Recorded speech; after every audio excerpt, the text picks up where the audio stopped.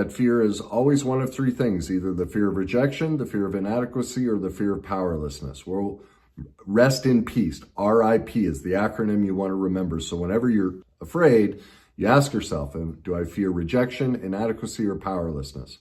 Well, today we're going to tackle rejection. What to do when you feel the fear of rejection. So in this video, we're going to cover three things. What causes the fear of rejection?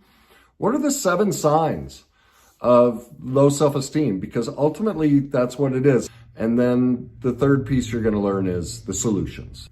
So let's tackle what really causes the fear of rejection. Well, fear of rejection comes from looking outside of ourselves for validation.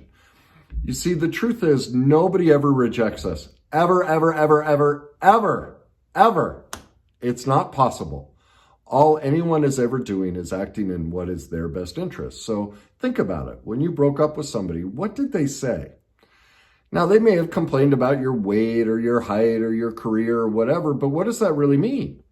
Their needs and wants were different. It's not about you. It's what they themselves wanted.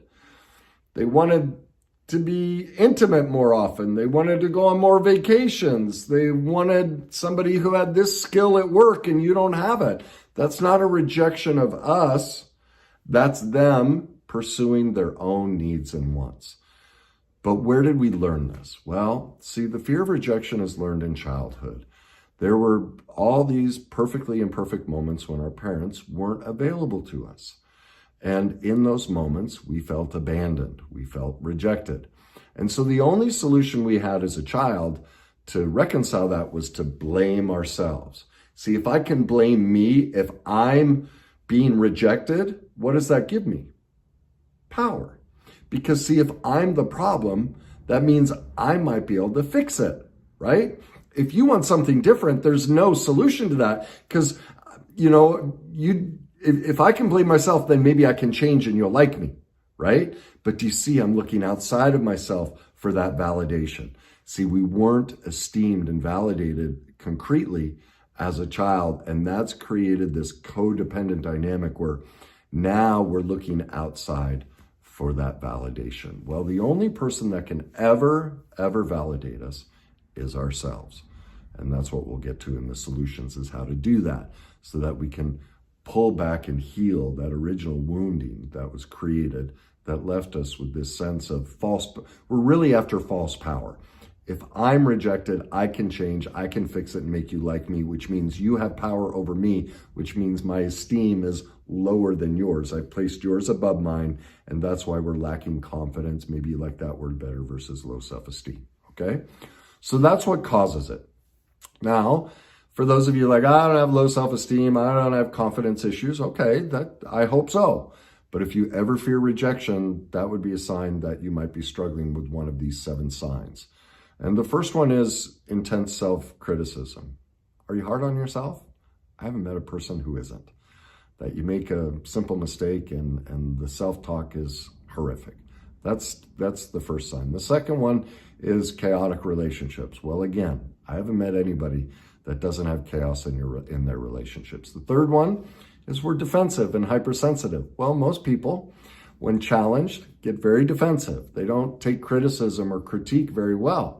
Well, that would be a sign of low self-esteem and low self-confidence. The fourth sign is chronic indecision and or perfectionism. So in other words, they get stuck if they can't make a decision on their own because they don't want to be rejected, or they feel they have to be perfect to avoid rejection. Again, those are both placing our value outside of ourselves onto somebody else.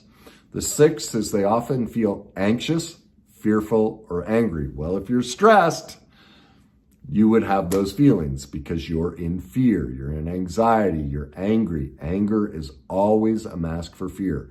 Whenever we're angry, we are scared to death, all right? And the seventh and final one is we have poor communication skills. Well, this usually shows up in several ways. One, we don't ask for our needs and wants. We don't tell our partner or friends exactly what we're thinking and feeling. Also, we tend not to be able to say no. We give ourselves away. We give in to things because we fear the loss of the relationship.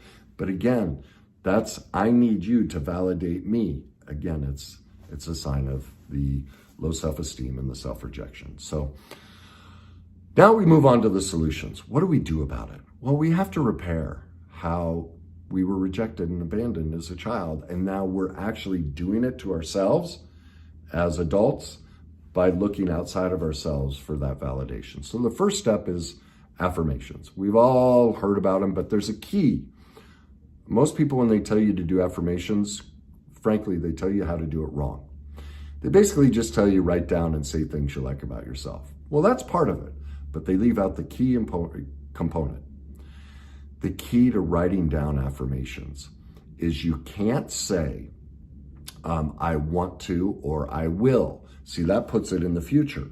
It has to be I have, I am. You have to declare it as truth, that you are those things. Now, you can't lie to yourself and say if you know you're X amount of pounds overweight, you can't say I'm skinny. What you would say then is I am willing to be thin again. See the difference? That's an acceptance. All right? Now, the second aspect that they don't tell you about is the key with affirmations is we have to feel them. We have to create, because what's driving the fear of rejection is a negative feeling. When we got rejected as a child, that feeling is strong in us. So we have to replace that feeling. So sit in the feeling of the affirmation that you're saying, like, this is weird, but I've said this for years. I love my feet. Like, I have gorgeous feet. Like, I've posted pictures on Facebook and people are like, my God, you have gorgeous feet. I'm like, I know. I love my feet.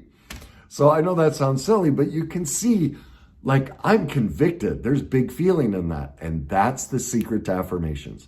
You have to feel them. So once you write them down, sit in the feeling of that affirmation. Now, the second thing to do is list your accomplishments. So often through the day, because of the perfectionism, inability to make our own choices, we all end our day rejecting ourselves. We don't admit how much we've done. So at the end of the day, list your accomplishments. I have a client who does this. She takes it one step further. Throughout the day, she lists her accomplishments. And I mean simple. I went to the bathroom. I took a shower. I mopped the floor. Like, every single little thing, she affirms herself and no longer rejects herself, doesn't expect perfectionism, any of that. She's seeing that, wait a minute, I'm doing a lot through my day. So those are the first two steps. The third one, and this is key, self-care. Make a list, because when we're fearing rejection, we're wanting them to fill a hole inside of ourselves, to meet a need. Well, the only person who can do that is us. So make a self-care list of all the ways. Like, think through the ways you said you were being rejected, how they didn't meet a need.